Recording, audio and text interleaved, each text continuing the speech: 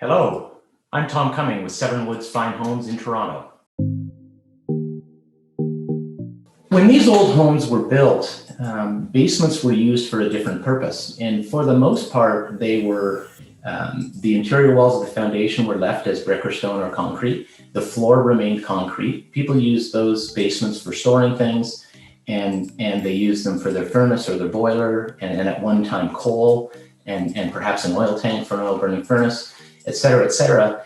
And they weren't trying to use them as living space. And from that standpoint, a leaky basement is a healthy basement if you have not tried to finish it and put drywall and insulation and vapor barrier around the perimeter, locking out the moisture. When moisture leaks through a foundation wall, you don't necessarily see liquid water. You would only see liquid water in an extreme circumstance during a spring thaw, excessive rainfall.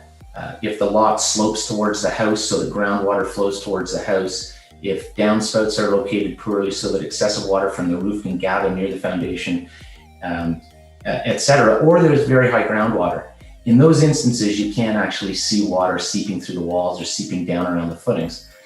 For most houses, the basements appear perfectly dry. And the reason for that is the small amount of moisture that leaks through the walls evaporates as soon as it gets to the interior. So when you touch the wall, it seems fine. People paint the basement walls, and the paint more or less stays on.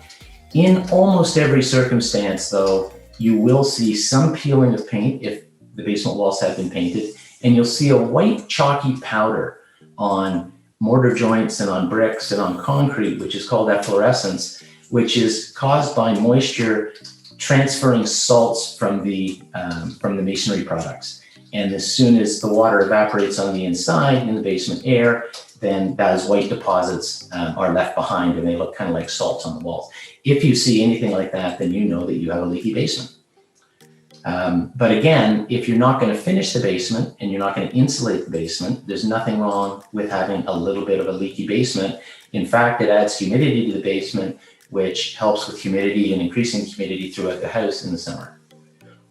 Where we run into problems is people look at their basement, they say, we don't have a water problem because we don't have a river flowing through our basement. Let's finish the basement. It was often done by DIYers, do-it-yourselfers, or contractors who are not that knowledgeable about these things. And people would put up 2x4 walls around the perimeter. They'd run some electrical wiring for their plugs and switches. They'd stuff in some bad insulation, put on a 6 mil poly vapor barrier, and then drywall. What happens then is the moisture continues to leach through the basement wall, but now because the warm basement air can't get at that water, the water does not evaporate, and it accumulates behind the insulation. It drips down the wall, it saturates the 2x4 base plate, the back of the drywall, any other wood or fibrous type products, and then it starts out with mildew and very quickly becomes mold. So most basements in Toronto, certainly, that have not been waterproofed and were finished, and I'm gonna loosely use the word finished, by DIYers or poor contractors in the past, they have a mold problem. And you can tell that when you walk into a home, you walk downstairs and it smells dank and musty. That's because you have mold and mildew behind the walls. The only fix for that is to fully gut the space, waterproof it properly, and then finish it properly after you know that it's dry.